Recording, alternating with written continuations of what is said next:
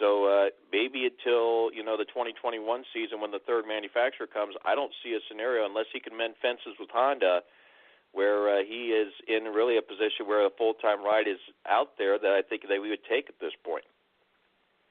Tyson, what are your thoughts on Fernando Alonso? Well, I really don't think Alonso's really looking for a full-time ride either. I don't think this is something that's really in the back of his mind that he's really been wanting. I think we're seeing Alonso really trying to just run all the big races, and the Indy 500 is one of those. But I don't think a race like St. Pete or Barber Motorsports Park, I don't think those are the big races that Alonso really wants to run. Well, I think it'd be great for Indy Car if he did run the series on a full-time basis. I just don't see it happening. And I think the thing with Alonso is he's in control of what he wants. And if Indy Car is a full-time ride and that's what he wants, he's going to get it. And that means he's going to make sure he's going to go after it with a big team. He's not going to go run for AJ Foyt Racing or Carlin Racing. He's going to get a big name behind him. And are there really seats open? I don't think so. So no, I don't see Alonso running full time in 2020 or 2021. I think we're going to see him, do the Indy 500 this year, maybe do it again next year, maybe the year after that. But beyond that, I don't think we see Alonso running any other F1 or IndyCar races. Tyson Coda is saying, hey, if you win the poll, we're going to give you an extra $100,000. One would say, logically, if you're just to use your gut feeling and your intuition, that would go to Will Power and Team Penske. Certainly Team Penske, the biggest, strongest guy on the track and the biggest, strongest stable out there in IndyCar right now with the Power and Newgard and all the might that they've got behind them. But what are your thoughts? Well, let's walk through the qualifying process at Coda, Tyson, and who do you think ends up with that $100,000? Well, yeah, this was a really interesting announcement that they made. I guess it was probably Thursday that they made this announcement. And when I heard this, I kind of didn't really get it because to me, a $100,000 bonus, yeah, that's really cool, but they're almost making it too easy. I mean, to win from the pole, that's the easiest place to win a race from, right? Mm-hmm. So I think if they want to make this interesting, make the stakes interesting, is to have the person that starts last and if they can win, they get the bonus, or somebody far in the back. So I really didn't see the point of this. I think they're kind of making it too easy, or really not interesting enough from a fan point of view to watch the storyline develop in the race. As for, I think, who could have this opportunity, who's going to be someone to watch for the pole, definitely Will Power. He's always a factor for the pole, and this is a track that really suits his style, as we were saying. So if anyone can get this, he can do it. But the thing is, the challenge is you do have to win the race as well, which I think Will Power could do, but I'm not sure we're going to see anyone accomplish this feat. And I think there would have been a better way to make this interesting. Matt, what are your thoughts on that? Well, if they're going to make it that big a deal, what they need to do, instead of doing the Firestone's Fast Six, I think they need to just go to like the old Super Bowl format where you just get one flying lap, you just get one chance, and I think that really could shuffle up the field and add to the pressure of that $100,000. Now, granted, I don't think they're going to do that because there's enough criticism of single-car qualifying when Formula One did it for a couple years, but I think that would just sweeten the pot. But it's like Tyson says, there is certainly a incentive to winning the pole, especially on a track where we don't know how this track is going to play out. Will it be easy to overtake? Will it be, a track where close racing is going to be possible? Because the way the technical side of it, I think there's a possibility if a car is fast and qualifying, they can get an early lead on those red tires, build a gap, and really put some distance between themselves and the field to where that qualifying certainly means something. Matthew, you follow, as I mentioned earlier and alluded to earlier, you follow, write about, and cover Formula One quite a bit. This track was built to bring Formula One to the United States on a full-time basis, hence the name of the track, the Circuit of Americas. It couldn't have happened to a better city. I like Austin. I really do. I've been there numerous times on business trips. And if you like the music scene, if you like the nightlife scene, Austin is the place to be. But Austin houses that Formula One race. It's huge. It's huge internationally. It brings a lot of money. Formula One, there's a lot of people that travel, spend a lot of money economically.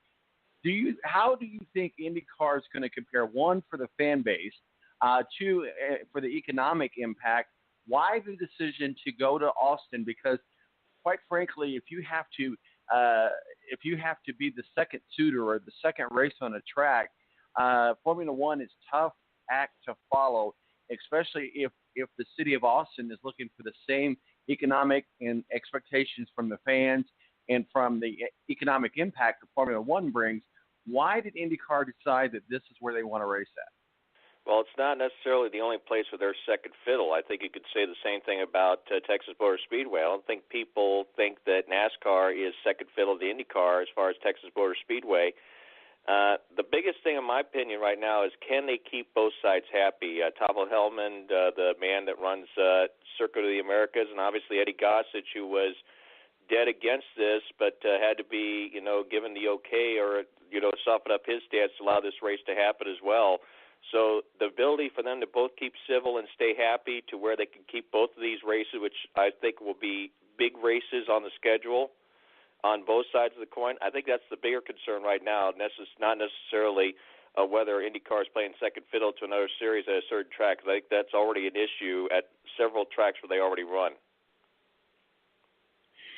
Tyson,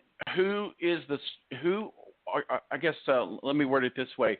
As you go through and you just do a quick scroll to the left or to the right of IndyCar drivers for COTA, who are you swiping right for and who are you swiping left for?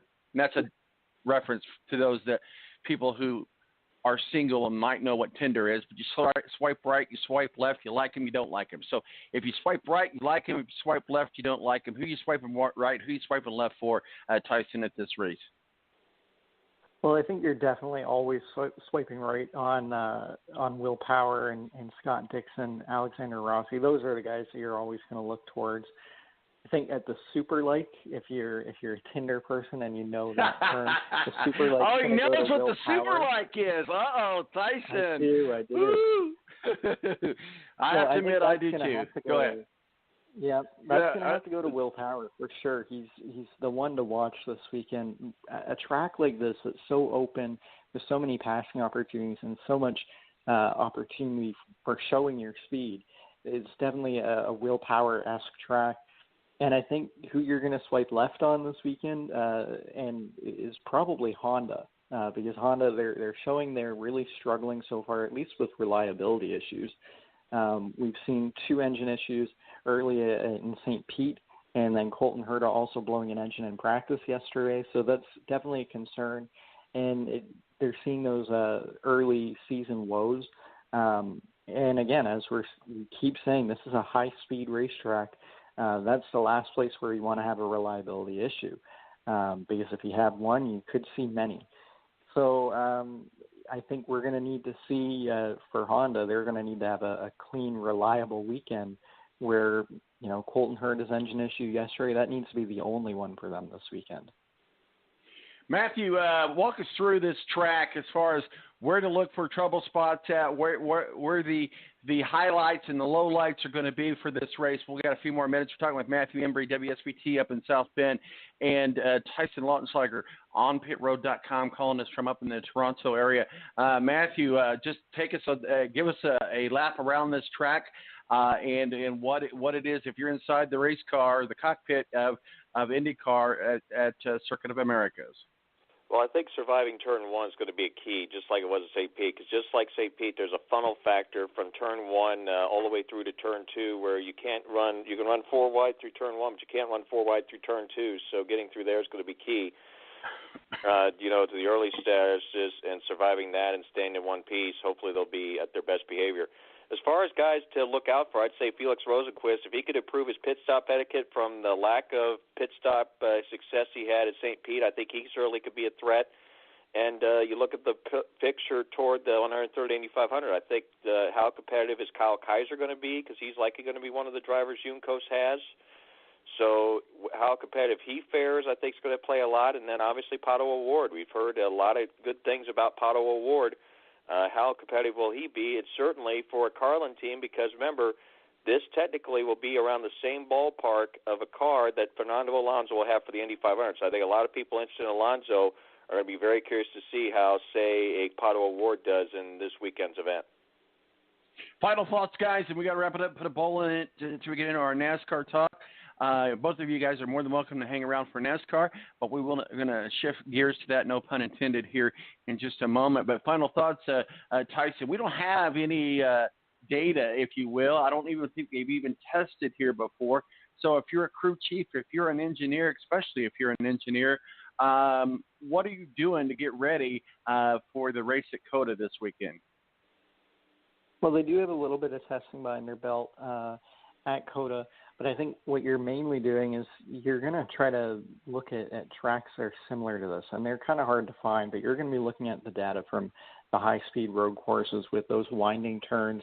The one thing I found really interesting about what Matt said a few moments ago is getting through turn one at this track, because the way that I kind of see turn one, it's if you look at it from almost a supercross background, it's almost like turn one going in there is like the whole shot. And you're going to have 24 drivers going in, and everybody's going to be trying to gain positions. I think we could see a mess in turn one tomorrow afternoon. So that's definitely going to be something that I'm watching for. And the last thing, Felix Rosenqvist, as Matt said, we saw him do extremely well at St. Pete.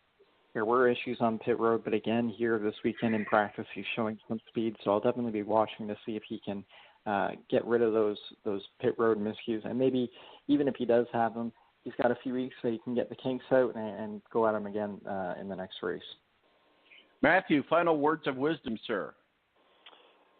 If Rosenqvist can get his annex to get on pit road, he certainly has the talent to get the job done. If he has a good qualifying position, I think Felix Rosenqvist could steal the trophy coming up on Sunday. Matthew, I appreciate you joining us. I know you had a late night last night doing your broadcast stuff for March Madness, so I appreciate you taking some time to get up and join us today. Where can people find your work and masterpieces, sir? MATTMBURY on Twitter.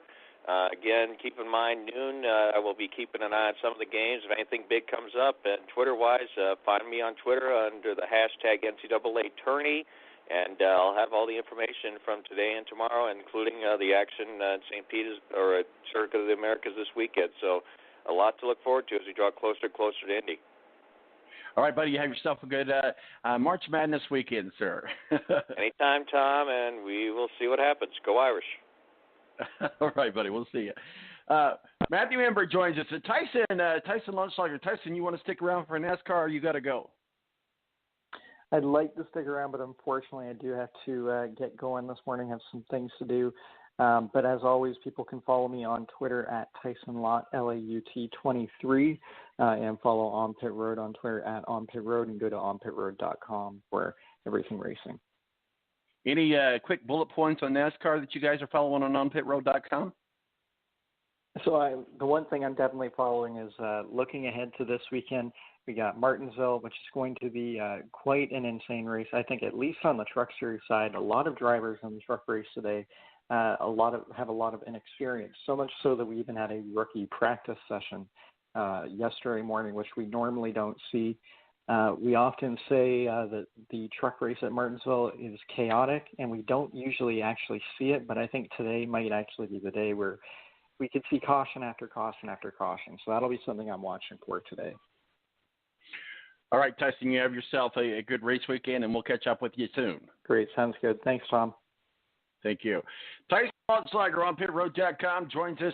Matthew Embry, our official Indy Car contributor and all-around balanced contributor. My name's Tom Marquis, Presidente. We're going to take a break, come back and talk some NASCAR, and then we're going to get back into the March Madness right here on the Balance Radio Network.